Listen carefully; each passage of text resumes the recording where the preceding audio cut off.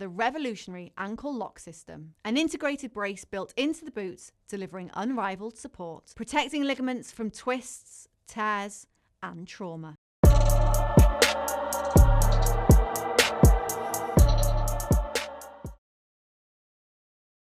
Matt Lenihan for Boxing Social in association with Empire Fight Store, our Kings, Gareth A, Davies.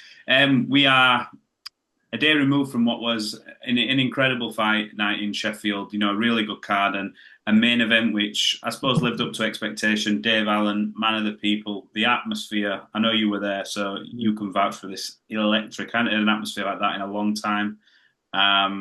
Just speak on and give you your initial reaction to what was a really intriguing heavyweight contest.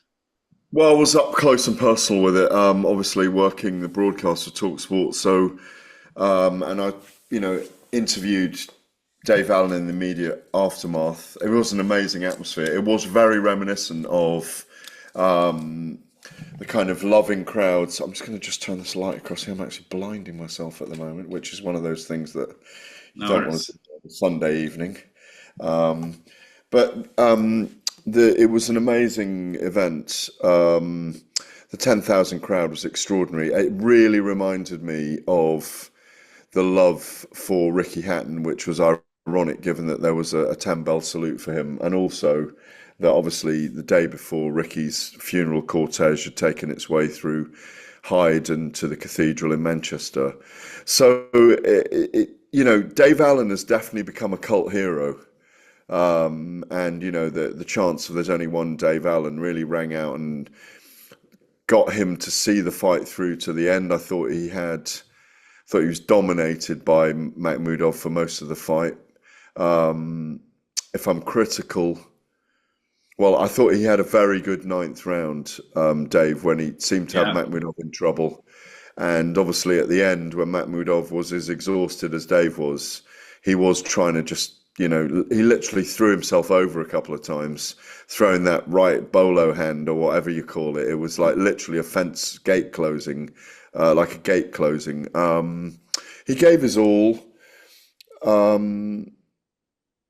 I spoke to him on the ring ropes afterwards, and Pat Brown and Jamie Moore. Pat Brown, as you know, the cruiserweight at the moment, cruiserweight. Pat said that Dave had given his all. I agree. Jamie Moore said he thought he'd done exactly what they wanted him to do, but obviously didn't work against Makhmudov. And I spoke to Dave on the ring apron, and he was, he just said it. I felt like I've been spun around in a disco in there. I was hit so many times, and he was, and he, the thing is about Dave, he's brutally honest, and he said that I was not good enough. And, that's his summation of it. If I was critical, I'd like to have seen him try and just use his head a little bit more to get out of the way of that jab of Makhmudov and that, kind of clubbing right hand of his that he got hit too many times by. But he's got he's got a Sheffield steel jaw, hasn't he, Dave? It's unbelievable, incredible chin. And just a little bit more head movement and maybe using his jab a bit more. But whether that would have changed the outcome, I don't know. I think they are different levels. I think Makhmudov is a top 20 heavyweight. I think Dave said this himself to me, actually, or certainly said it to someone. He might have well said it to me, but we chatted for a while on the ring apron live on TalkSport. And he's probably a top 40 heavyweight, I'll question that with you in a minute, because I thought he gave his all. I thought it was a risky fight. It was a calculated gamble. It could have been amazing matchmaking, but I think Makhmudov showed that he's in the top 20 in the world, maybe top 15. I think someone like Joshua, if he really wants an Anthony Joshua fight, blows him away. It's probably going to be dangerous for Joshua for a round or two, but I think Joshua stops him with some big, heavy punches, unless he gets caught himself if they fight. But Frank Smith has thrown water on that. I know I'm jumping ahead on all the questions. No. And so my takeaway is, Dave Allen gave his all. He's still loved by the people, always will be. He should carry on. There's a couple more fights out there for him. Certainly 3 or 4 more. I'd like to see him fight for a British or Commonwealth. Wouldn't mind seeing him fight Derek Chisora, if I'm honest. You don't like that? No, it's not that I don't like it, but I said this last night to someone. I said, them two are like, when you watch them, I sort of see them as like two of the hardest blokes in Britain, where you could just keep bludgeoning, and they are not going to go anywhere. So they've got a following. They've got a following, Matt. So makes sense. And Dave's reached. I mean, he's probably he's more comparable to Ricky Hatton. Derek's a law unto himself and has become a cult hero. But Dave's become a cult hero. He was the man last week.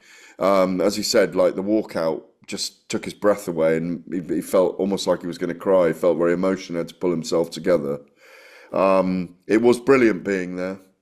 Perhaps the spiritual mantle passed on to Dave last night from Ricky Hatton in an unusual way, and maybe a kind of Twilight Zone type way.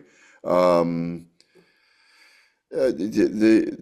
don't know if Dave, this was his moment. I remember saying on the broadcast on TalkSport, last 2 rounds, this is the most important 6 minutes of his career, because if he had pulled off a knockout and got the Cinderella Man story and beaten Makhmudov, we'd be pushing, or we'd all be pushing him into even bigger fights.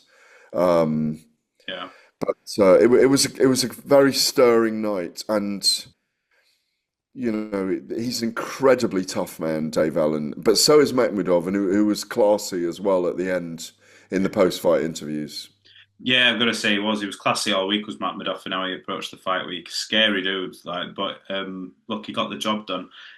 Dave Allen, so I've just had Spencer Fear on, and he said he thinks the perfect sort of segue would be fight the winner of the Jamie TKV and Fraser Clark, have that British title fight.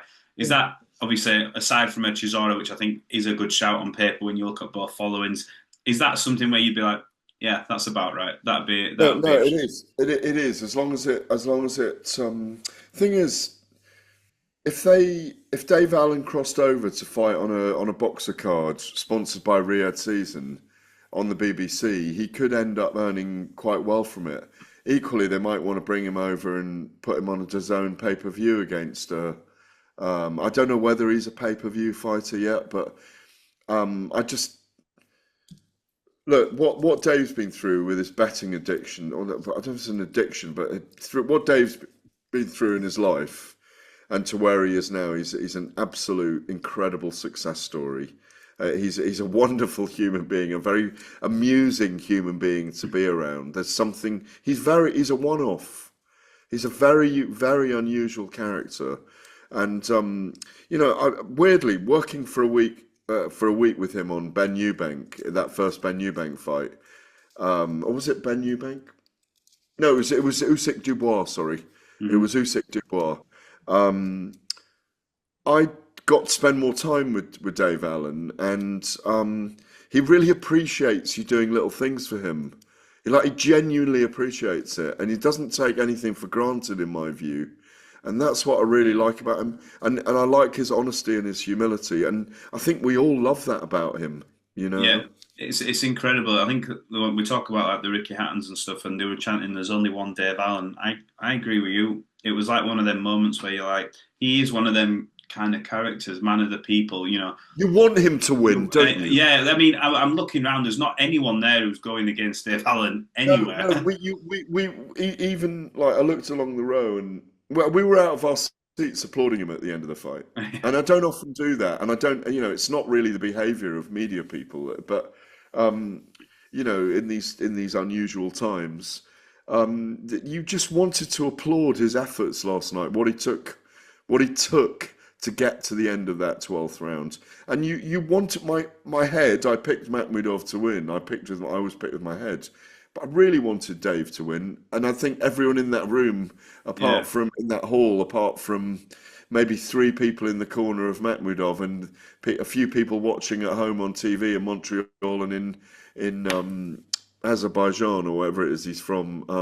I know he's Russian, sorry, but from the steppes somewhere on one of those big mountain regions that you fly over for 5 hours when you're on the way back from the Far East. But he's I just hope he does well out of the sport and he gets matched right. But I do think, yes, a rematch with Fraser Clark if he wins, or a fight with Jamie TKV.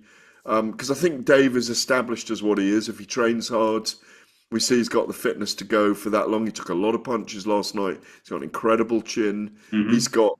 I'd love to see him be more active in a fight. Yeah. But that's just the way he fights. I think, he comes alive at times, like he suddenly had a fuel injection.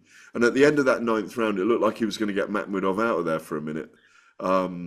He was so close, and if there was an extra minute left in that round, I think he goes. That's the frightening thing. He was like, of all the times, this bell's going to go. It's just one of them things. Yeah, he gave everything in there. I think he gave everything, and then there was that feeling that people would leave the Utilita Arena last night singing "There's still only one Dave Allen," in spite of it wasn't about.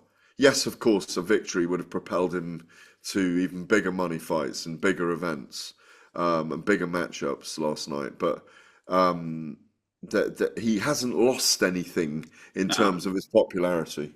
I was going to say that's one of them fights where your stock it continues to grow a little bit, and obviously just quickly before we leave this off, obviously Jaron Boots Ennis fought in Philadelphia last night. Won't take you long to catch up on the highlights. He's blasted him out of there in the first round, couple of knockdowns. A lot of people have expected it, maybe not in the first, but what do you make of it? It's received a little bit of criticism online from some of the people from the American side of it. I know Lou DiBella weren't happy with the fight, and Dan Rafael thought it was, I think, like a nothing of a fight. But the bigger picture's the Virgil Ortiz fight is what's coming. Yeah.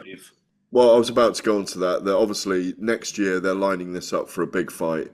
You've got Virgil Ortiz, who probably is the number one at 154 now, and Boots Ennis, who I think with it, this is Terence Crawford moving up 2 or 3 weight divisions and away from 150, 147, 154, welterweight and light middleweight. I think it left Boots Ennis as the number one welterweight in the world.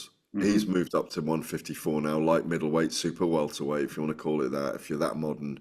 And I think that fight is a big fight in America. And obviously it's a DAZN fight because you've got Oscar De La Hoya with Virgil Ortiz. I see he piped up very quickly, did the De La Hoya one very quickly on that and said, our guy's here, ready to fight you. Virgil Ortiz is a brilliant fighter. Boots Ennis is, what is he, undefeated in 34 now or something? Yeah. 35 even, with 31 knockout or whatever it is. He's a dark horse. He hasn't had enough promotion around him. Eddie Hearn was busting a gut afterwards to really push that, getting excited like he did when he jumped in the ring with Carl Froch and Tony Bailey and others down the years. And good on him if he wants to do that, absolutely fine. And yeah, that's the fight. On DAZN, they both got promoters that work with DAZN. It's a big fight next year. I think Ennis might fight. Is it Abbas? Abbas Barao? Abbas Barao, yeah, and he might end up fighting him first. You know what? Even if he does, Abbas Barao's a good guy as well. It'd be good to see him get a nice, a big fight. He's had an incredible story as well. So yeah. So super welterweight is looking good at the moment. Unbelievable. Fundora as well. Yeah. In the mix. Yeah. So it's good stuff. It's a really good end to the year coming up, Matt. Really good end to the year. Once they announce the Moses Itama opponent, once they get an opponent for Derek Chisora, it's if they did do Dave Allen, just to recap on it, it's a bit too soon for Dave Allen to fight him this year because he's going to need time to recover. I like the idea of him coming down to Bridgerweight, and I like the idea of him. I'm not sure he can lose 2 stone. No. But I like him coming down to Bridgerweight, but it'd be a hard weight cut. And secondarily, I like him fighting for a British or Commonwealth title. And I think that's where he should stay, in just well-matched fights. I mean, they could even do a third fight with Johnny Fisher, if Fisher wants to take that. Yeah, Yeah, after Fisher's had 2 or 3 couple more. of wins, yeah, 100%. No, I'm with you on that. Gareth, look, we've covered the weekend's boxing there. Appreciate you jumping on, and look, we'll catch up again as soon as, obviously, it's coming thick and fast now. We're getting all the fights. It's coming into a really busy period, and it's a good period, and it's a good time for boxing. But yeah, appreciate you jumping on, bud. I'll see you in Leeds at the weekend for bare knuckle. You will. Bare knuckle. Paulie Malignaggi makes his return to bare knuckle. Hit me up for a post-fight press conference interview. I'm working the press conference on Thursday, but I'll do an after press conference interview with you on Thursday. I'll be there. Lovely. Appreciate it. Cheers, Gareth. Thanks, Lifesaver. Cheers. See ya. Bye-bye. The revolutionary ankle lock system, an integrated brace built into the boots, delivering unrivaled support, protecting ligaments from twists, tears, and trauma.